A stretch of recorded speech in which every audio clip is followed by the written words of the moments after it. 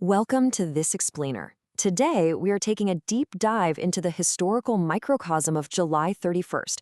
We're going to transform this single calendar date into a really captivating story of human progress, ambition, and, well, total transformation. Think about it. Every single morning we wake up, history has already been heavily layered onto that exact date by the centuries that came before us. And by examining just this one day, major events on July 31st, we can trace the astonishing arc of where we've been and perhaps get a clue as to where we're going. So, let's start by getting our bearings. On the Gregorian calendar, July 31st is the 212th day of the year, or the 213th if you're in a leap year. That leaves exactly 153 days remaining until the clock strikes midnight on New Year's Eve. It's the absolute peak of summer in the Northern Hemisphere, sitting just past the halfway mark of our annual trip around the sun. But beyond just its spot on the calendar, this date holds a staggering amount of historical weight. Now, instead of just reading you a dry, chronological list of events, we're going to navigate this explainer through four main themes today. 1. Exploring new worlds. 2. Redrawing the map. 3. Dark days in history. And 4. Innovation and culture. Okay, jump in right into section 1, exploring new worlds and pushing the boundaries of the known. To get a real sense of just how far we've come as a species, consider this massive shift in eras. Back in the year 781, humans were looking up in total awe at the natural world right in front of them, recording the oldest known eruption of Japan's iconic Mount Fuji. Fast forward to 1999, and humanity is so technologically advanced that NASA literally crashes the Lunar Prospector spacecraft into the moon on purpose, simply to end its mission of detecting frozen water. We went from observing our own turbulent planet to actively impacting another celestial body entirely. And we can trace those expanding horizons across a pretty incredible timeline of leaps. On July 31st, 1498, during his third voyage, Christopher Columbus became the first European to discover Trinidad. Back then, crossing an ocean was the ultimate frontier.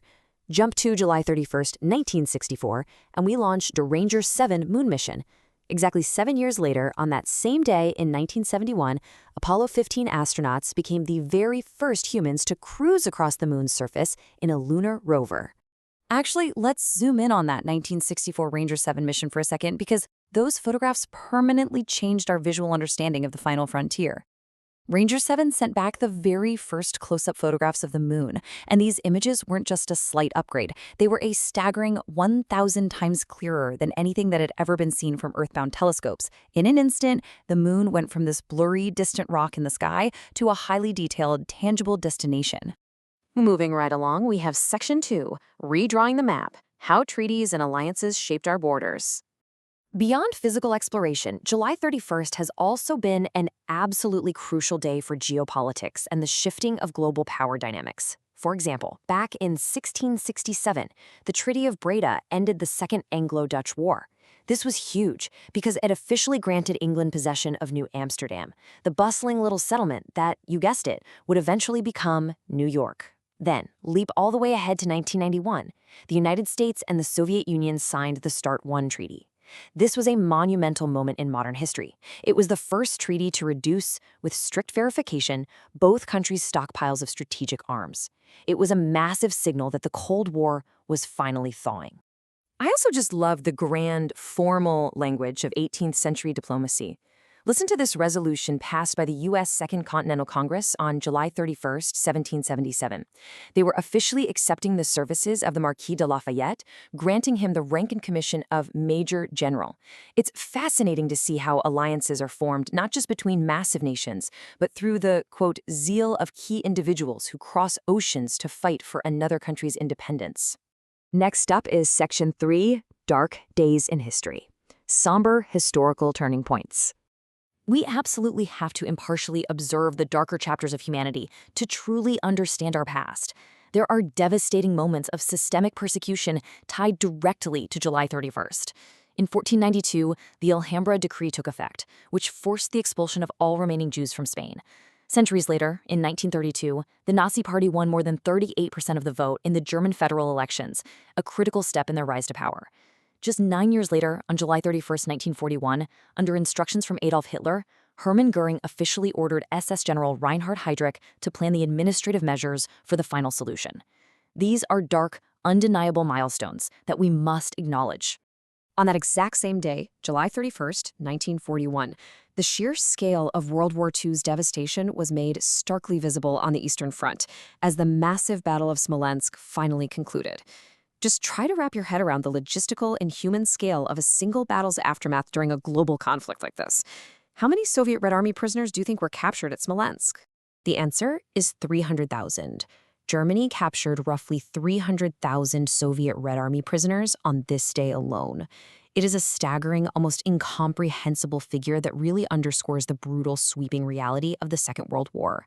What you should take away from this is that numbers of this magnitude help us grasp the sheer, overwhelming historical forces at play during this era. Let's lift the mood a bit and transition into our final theme. Section 4, Innovation and Culture, Firsts, Quirks, and Ends of Eras. Take the strange case of the famous writer Daniel Defoe back in 1703. He was placed in a pillory for the crime of seditious libel after publishing a politically satirical pamphlet. Now, usually, angry crowds would throw rocks or rotten food at people in the pillory. But the wild twist here, the public actually sympathized with Defoe so much that they pelted him with flowers instead. It's a wonderful little moment of cultural rebellion, showing that public opinion for sure doesn't always align with the law. We also see the literal birth of formalized American innovation on this day.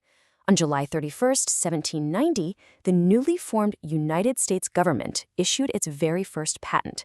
It went to an inventor named Samuel Hopkins for a new process of making potash, which was an absolutely crucial ingredient for making things like soap, glass, and fertilizer. That single document basically paved the way for centuries of intellectual property and technological advancement.